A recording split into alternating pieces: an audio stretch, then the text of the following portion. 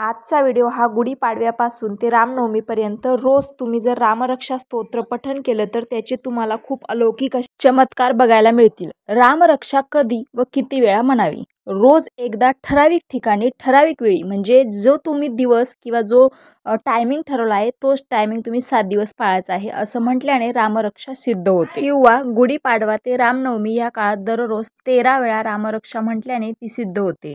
रामरक्षाचे इतर फायदे: 1. अशुभ शक्तीपासून बचाव करते. 2. राहू केतू महादशेच्या त्रासातून मुक्ती मिळवते.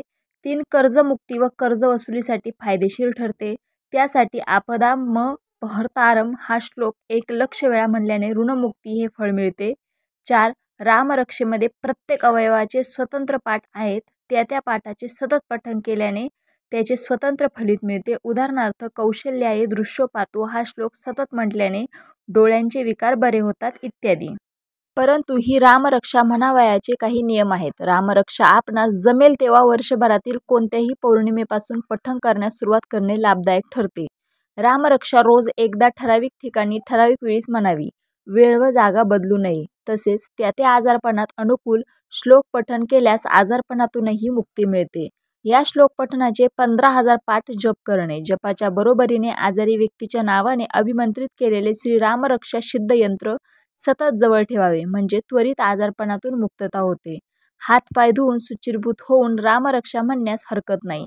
कुमारवयातील मुलांनी तर रामरक्षा नित्याने अवश्य म्हणावी. त्यामुळे वाणीवर पण योग्य संस्कार होतो व नित्य रामरक्षा पठणाने शक्ती उत्पन्न होते व ती आपले सदा सर्वकाळ रक्षण करते.